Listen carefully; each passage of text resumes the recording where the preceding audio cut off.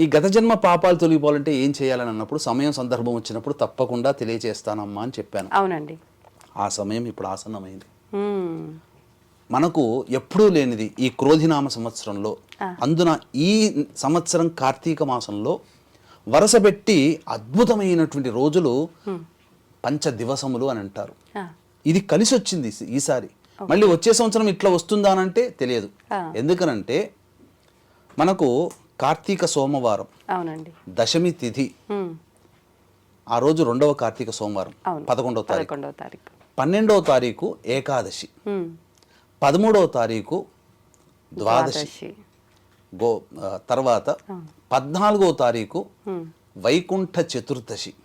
ఇది చాలా మందికి తెలియదు. అవునండి. మనకు ఈ సంబంధించినటువంటివి గోవత్స ద్వాదశి ఇట్లాంటివన్నీ తెలుసు, కానీ వైకుంఠ చతుర్దశి అని కూడా ఉంది. దాని తర్వాత వచ్చేది ఏంది అందరికీ తెలిసిందే కార్తీక పౌర్ణమి.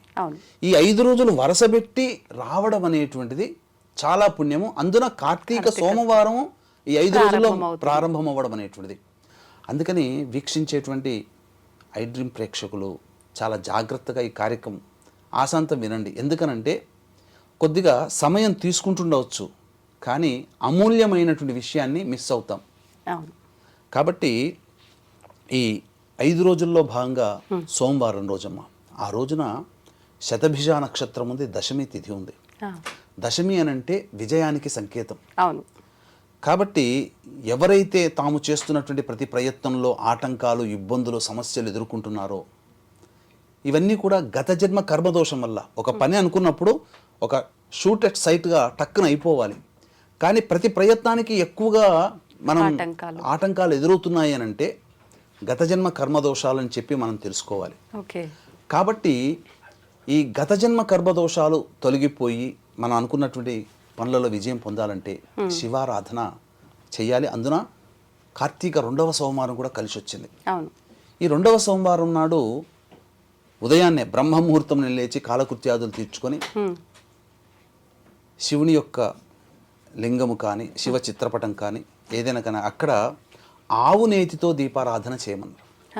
లేదా అధమపక్షంలో నువ్వుల నూనెతో దీపారాధన ఇంట్లోనే దీపారాధన చేసి చక్కగా శివలింగానికి అభిషేకములు ఏర్పాటు చేసుకోవాలి. అభిషేక ద్రవ్యముల విషయానికి వచ్చేసేసరికి కొన్ని నియమాలు ఉన్నాయమ్మా. ఎటువంటి నియమాలండి? ముఖ్యంగా ఎందుకు ఈ 2వ సోమవారం విశిష్టత అంటే శతభిష నక్షత్రం ఉన్నది. ఈ శతభిష నక్షత్రము ఏంటంటే రాహువుకి సంబంధించినటువంటి నక్షత్రం. కాబట్టి ఈ రాహువు అనేటువంటిది మాయ. అంటే మాయ అంటే ఏంటి? మనం అనుకున్నది కరెక్ట్ మనకు కనబడేది కరెక్ట్గా అనిపిస్తుంది, కానీ వాస్తవానికి కరెక్ట్ కాదు. అంటే మనం అనుకున్నది ఒకటైతే జరిగేది ఒకటి జరుగుతుంటుంది కదా. అటువంటి వాళ్ళకి ఈ రాహు నక్షత్రమైనటువంటి శతభిష నక్షత్రంలో కనుక చేసినట్లయితే అభిషేకం కానీ ఏదైనా దేవతారాధన చేసినట్లయితే అద్భుతమైనటువంటి బ్రహ్మముహూర్తంలో అభిషేక ద్రవ్యాలు. ఎందుకంటే ఆ రోజు ఉన్నటువంటి ఇంపార్టెన్స్ చెప్పాలి కాబట్టి చెప్పాను. శతభిష నక్షత్రం చాలా గొప్ప నక్షత్రం. అంటే గుర్రము, మగ గుర్రము సూచిస్తుంది. అంటే ఉత్సాహము. అంటే ఏ గుర్రము ఎంత పని చేసినా కానీ, ఎంత యుద్ధంలో పాల్గొన్నా కానీ ఒక 10 నిమిషాలు విశ్రాంతి తీసుకుంటే మళ్ళీ వెంబడే ప్రయాణం చేయగలదు. అటువంటి టార్గెట్గా ఆ రోజున శివుణ్ణి ఆరాధన చేస్తే ఎలా ఆరాధన చేయాలో చెప్తాను. ఆ టార్గెట్గా మనం అనుకున్న పనులన్నీ కూడా పూర్తి అవుతాయి. అన్ని రకాలైనటువంటి పండ్ల రసాలు తీసుకోవచ్చమ్మా. ఇప్పుడు కాలానికి అనుగుణంగా మార్కెట్లో దొరికేటువంటి అంగూర్ జ్యూస్ కానీ, ఆరెంజ్ జ్యూస్ కానీ, లేక ఇంకా చెప్పాలి అని అంటే ఈ సంబంధించినటువంటి దూర్వ అభిషేకం అంటారు. అంటే గరికలను నీటిలో వేస్తే అది దూర్వాభిషేకం. అలాగే హిరణ్యాభిషేకం అని అంటారు. అంటే ఏంటి హిరణ్యాభిషేకం? అంటే బంగారాన్ని చక్కగా మన చేతి ఉంగరాన్నైనా వాడుకోవచ్చు, కొత్త బంగారం కొనాలని ఏం లేదు. దాన్ని చక్కగా ముందుగా శుద్ధి చేసి తర్వాత ఆవు పాలతో శుద్ధి చేస్తే అది ఆ సమయానికి శుద్ధి అవుతుంది. మంచిగా శుభ్రపరిచి ఆవు పాలతో శుద్ధి చేయాలి. అది పచ్చి ఆవు పాలతో. ఇక తర్వాత ఈ ఉంగరాన్ని కానీ లేకపోతే నగ కానీ ఆ నీటిలో వేసేస్తే ఆ నీరు హిరణ్యోదకం అవుతుంది. ఆ నీటితో అభిషేకం చేసిన తులసి నీటితో అభిషేకం అంటారు. తులసి పుష్పాలు వేస్తే చాలు. గంధముతో అభిషేకం అంటారు. చక్కటి మంచి గంధము, ఈ మార్కెట్లో దొరికే కెమికల్ గంధం కాదమ్మా, చక్కటి గంధం. పన్నీరుతో, గులాబీ రేగులతో చేసినటువంటి ఆ పన్నీరుతో అభిషేకం, అలాగే అష్టగంధములను దొరుకుతాయి. ఓకే. అలాగే సుగంధ ద్రవ్యాలు అంటే ఏంటి, వట్టివేళ్ళు, పచ్చకర్పూరం, జవ్వాది, పునుగు తైలము, అలాగే ఇలాచీ పొడి, లవంగాల పొడి, తర్వాత ఈ సంబంధించినటువంటి జాజికాయ, జాపత్రి, ఇవన్నీ సుగంధ ద్రవ్యాలు అంటారు. ఈ సుగంధ ద్రవ్యాలన్నీ పొడి చేసైనా వేయచ్చు, లేదా నీటిలో అలాగనే వేయచ్చు. ఒక రోజు ఉంటే ఆ మొత్తం అంతా నీరు అయిపోతుంది. అవును అవును. వట్టి వేలు కూడా వేస్తే ఇంకా మంచిది. ఆ వాటితో అభిషేకం చేయండి. బిల్వ దళములు వేసితే ఆ బిల్వ దళాభిషేకం అవుతుంది. ఒక బిల్వ దళం వేస్తే చాలు. అలా తర్వాత పుష్పోదక స్నానం, పుష్పములతో అభిషేకం చేయొచ్చు, లేదా కొన్ని పుష్పాలు అనగా జిల్లేడు పుష్పాలు, తామర పుష్పాలు. ఈ యొక్క విశేషం ముఖ్యంగా తుమ్మి పుష్పములని దొరుకుతాయమ్మా. తుమ్మి కూర కూడా వంట చేసుకొని తింటారు, చాలా మంచిది. ఆ తుమ్మి పుష్పములతో కనుక స్వామికి అర్చన చేస్తే శివుడు ప్రీతి చెంది ఇవ్వనటువంటి వరం అంటూ లేదు. పూర్వకాలంలో తపస్సు చేశాము వరాలు ఇచ్చాడు అని అంటే కేవలం జపం చేస్తేనే కాదమ్మా, ఇట్లాంటి విశేషమైనటువంటి ద్రవ్యాలతో అభిషేకం చేసి ఇలాంటి విశేషమైనటువంటి ద్రవ్యములతో అర్చన చేసినటువంటి వాడికి చాలా గొప్పదైనటువంటి పుణ్యం. కానీ ఇప్పుడు ఈ తుమ్మి పూలు దొరకడం దొరుకుతాయి, ఇప్పుడు దొరుకుతాయి. పెద్దవాళ్ళని అడిగితే చెప్తారు, తుమ్మి షాపులో దొరుకుతాయి. తుమ్మి అంటే ఎటువంటి కూరగాయల షాపులో అమ్మేవాళ్ళు తుమ్మి పూలు కావాలంటే తీసుకొచ్చి ఇస్తారు. చాలా చిన్నగా ఉంటుంది. ఎలా ఉంటుందనంటే మన పాదము చివర్లో ఉంటుంది కదమ్మా, మడిమలాగా ఉంటుంది. అది పైన చిన్న రెక్కలతో తెల్లగా ఉంటుంది, ఇంతే ఉంటుంది పువ్వు. అదొక్కటి పెట్టినా చాలట కోటి పుష్పాలతో అర్చన చేసిన ఫలితం కలుగుతుంది. అది ఆ విధంగా చేసి చక్కగా ఇంట్లో దీపారాధన, సాయంకాలం సంధ్యా సమయంలో శివాలయంలోకి వెళ్ళి అర్చన జరిపించి ఆ సాయంకాలం శివాలయంలో ఆ రోజున దీపారాధన చేయాలి. ఇది మొదటి రోజు అయిపోయింది.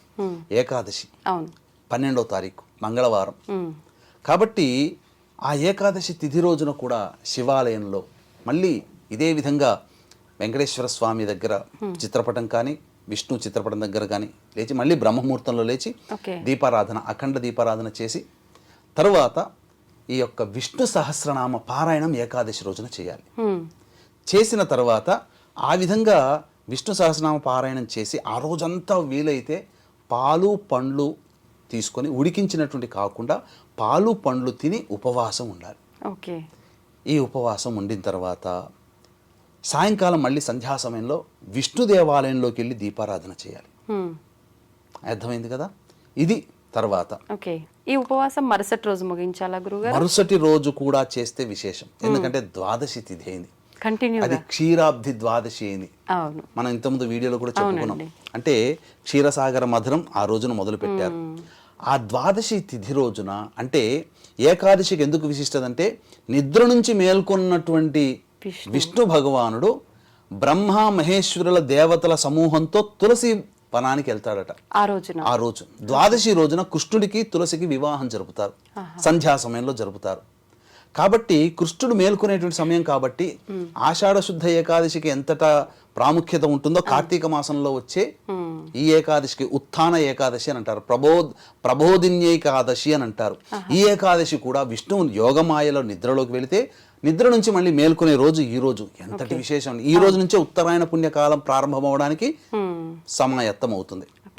కాబట్టి ఆ రోజున ఏకాదశి రోజున ఆ విధంగా చేయాలి. ద్వాదశి రోజున ఉపవాసం ఉండి సాయంకాలం వరకు కూడా మళ్ళీ పాలు పండ్లు ఇతర పదార్థాలు ఉండి సంధ్యా సమయంలో అంటే సూర్యాస్తం అయిన తర్వాత 48 నిమిషాల మధ్యకాలం ఈ సంధ్యా సమయంలో ఎవరికైనా కానీ అన్నదానము కానీ లేకపోతే ఏదైనా దానములు చేసి, వస్త్రదానం అభాగ్యులకి బ్రాహ్మడికి విలిపించుకుంటే భేష్. ఈ రోజున అందరూ కావలసిన అర్హతలు ఉన్న వాళ్ళే కాబట్టి బీద వాళ్ళకి ఎవరికైనా కానీ అన్నదానం చేయండి, వస్త్రదానం చేయండి, ఏదైనా దానం చేయండి, అవసరమైన వాళ్ళకి ఆ వస్తువు దానం చేయండి. తరువాత మళ్ళీ విష్ణు ఆలయంలో శివాలయంలో చేరి దర్శనం చేసుకొని చంద్రుడిని నక్షత్రాల దర్శనం చేసుకొని ఇంటికి వచ్చి భోజనం చేయండి. అది ద్వాదశి తిథి వరకు ఇది అయిపోయింది కదమ్మా. తర్వాత 14వ తారీఖు రోజున వైకుంఠ చతుర్దశి. ఇది చాలా ప్రాముఖ్యత, దీనికంటూ కూడా చాలా గొప్పదైనటువంటి విషయం ఇది. ఎందుకనంటే ఇది వినాలి, వీక్షించేటువంటి ప్రేక్షకులు కూడా స్కిప్ చేసుకోకండి, ఇది వినండి. ఎందుకనంటే స్వామివారికి సుదర్శన చక్రం ఇచ్చాడు ఈశ్వరుడు ఈ రోజునే. విష్ణు చేతిలో ఉండే సుదర్శన చక్రం కదా, అది ఈ రోజున ఇచ్చారు. దానికి కథ వృత్తాంతం కూడా ఉంది. తర్వాత సమస్త పాపములు తొలగేటువంటిది, ముఖ్యంగా వీక్షించేటువంటి ప్రేక్షకులు ఆంధ్ర తెలంగాణ ప్రాంతంలో ఉన్న వాళ్ళు ఉంటారు. గోదావరి నది స్నాన ఫలితము ఈ రోజున చేయడం వల్ల ఎటువంటి పుణ్య ఫలితం కలుగుతుందనేటువంటి విషయాన్ని మీకు తెలియచేస్తాను.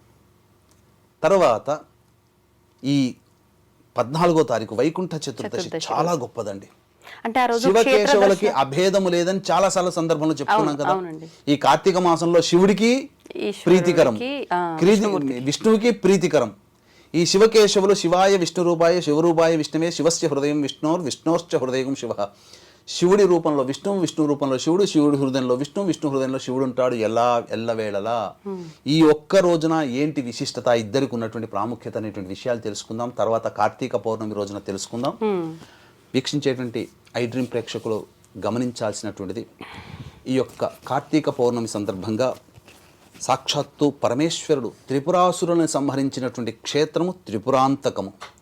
ఆ త్రిపురాంతకంలో కార్తీక పౌర్ణమి సందర్భంగా 15వ తారీఖు రోజున మీ జాతకరీత్యా కలుగు విద్య, వివాహ, ఉద్యోగ, దాంపత్య, సంతాన, అనారోగ్య సమస్యలు మరియు శని దోషాల పరిహారార్థమై సర్వదోష నివారణ హోమాలు పర్ హెడ్ 1500 రూపాయలకి సశాస్త్రీయంగా నిజాయితీగా చేయించడం జరుగుతుంది.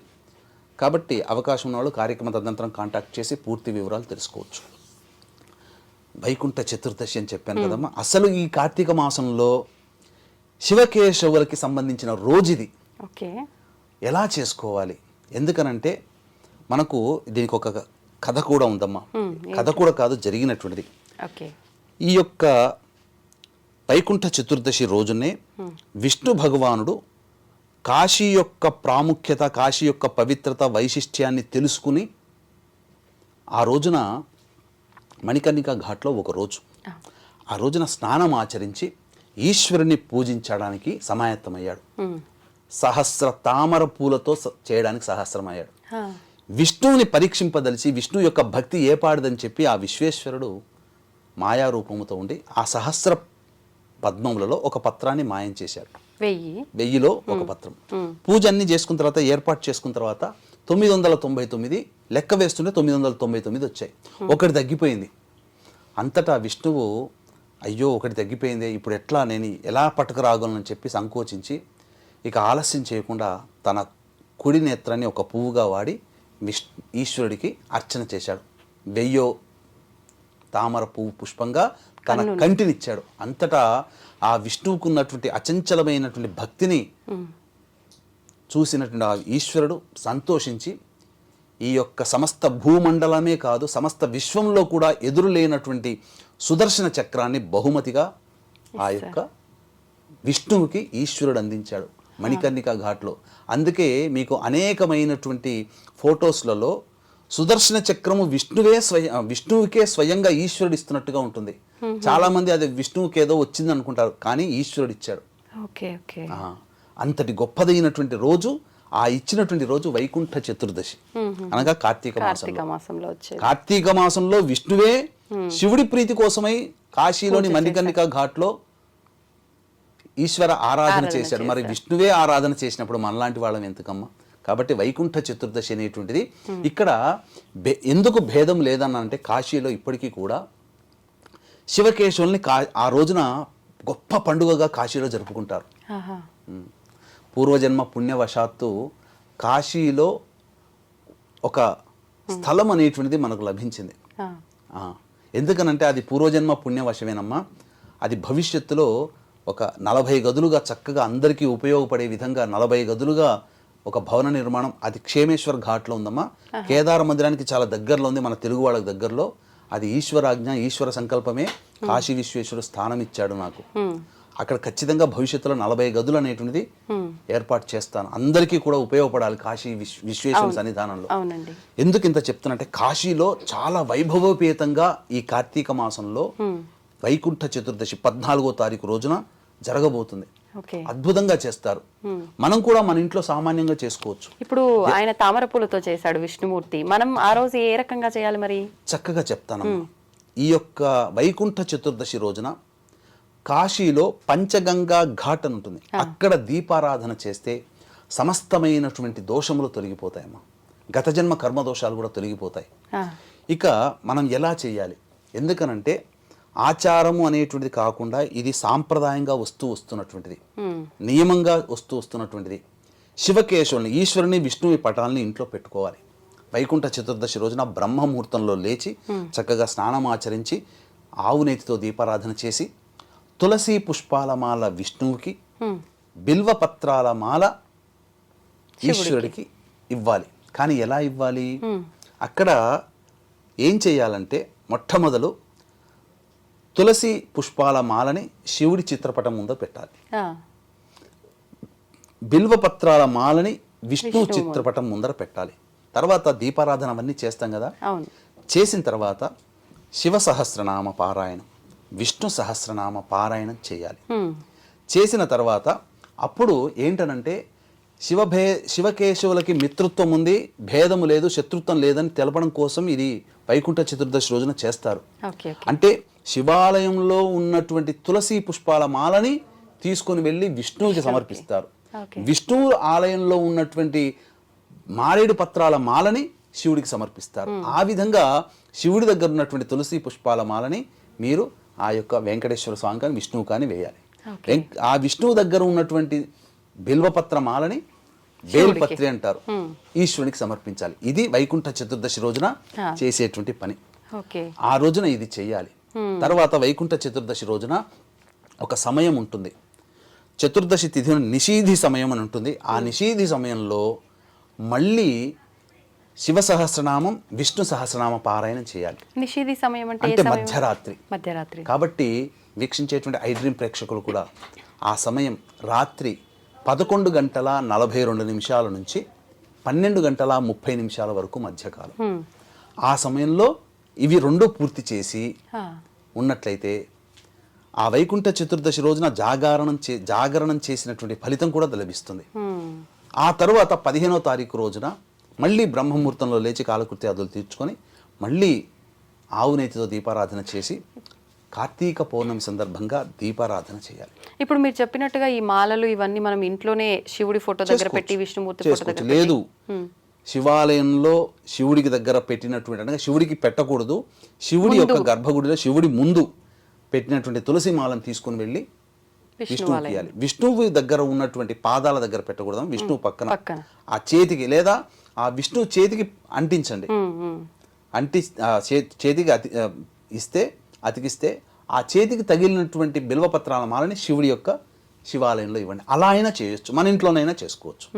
ఈ విధంగా మళ్ళీ కార్తీక పౌర్ణమి రోజున ఆ విధంగా మళ్ళీ ఈ జ్వాలాతోరణం సాయంత్రం చేస్తారు. ఆ జ్వాలాతోరణం గుండా కుటుంబ సభ్యులందరూ ఆ జ్వాలాతోరణం గుండా వెళ్ళండి, 3 సార్లు తిరగండి. ఆ విధంగా సకల అపమృత్యు భయ దోషాలు తొలగిపోతాయి. ముఖ్యంగా కార్తీక పౌర్ణమి రోజున దీపారాధన చేయాలి. ఈ దీపారాధనలో మనకు 360 ఒత్తులే వాడాలి. మళ్ళీ ఇట్లాంటివి ఎన్నిసార్లు 720 ఒత్తులు వాడాలి యాక్చువల్గా. కానీ చాలా మంది 360 చేస్తారు. 365 చేయకూడదు. 360 ప్లస్ 60, 360, 720. తర్వాత ఎన్ని ఒత్తులతో దీపారాధన చేయాలి, ఎలాంటి ఆరాధన చేయాలి, తర్వాత పాత దీప ప్రమిదల్ని వాడవచ్చా, దీపారాధనలో ఉన్నటువంటి విశేషం ఏంటి, ఏ ఒత్తులతో ఎటువంటి దీపారాధన చేయాలి అనేటువంటికి సంబంధించినటువంటిది ప్రోగ్రాం వీక్షించేటువంటి ప్రేక్షకులు కూడా మరి యొక్క ప్రోగ్రాం వస్తుంది ఈ కార్యక్రమంలోనే. ఈ 15 రోజుల్లోనే మళ్ళీ దీనికి సంబంధించినటువంటి కంటిన్యూటీ వీడియో ఇంకొకటి ఉంటుంది. కార్తీక పౌర్ణమి రోజున ప్రత్యేకంగా ఎటువంటి దీపారాధన చేయాలనేది ఆ వీడియోలో మనం తెలుసుకుందామా. అవకాశం ఉంటే ఈ 15వ తారీఖు రోజున త్రిపురాంతకంలో జరిగేటువంటి సర్వదోష నివారణ పూజల హోమాల్లో మీ గోత్రనామాలు నమోదు చేసుకోవచ్చు. సంతోషం గురుగారు, నిజంగా విశేషమైన ఈ 5 రోజుల్లో నిజంగా అందరికీ ఉపయోగపడే మంచి విషయాల్ని తెలియజేసినందుకు ధన్యవాదాలు. సర్వం శ్రీ ఉమామహేశ్వర పరబ్రహ్మార్పణమస్తు.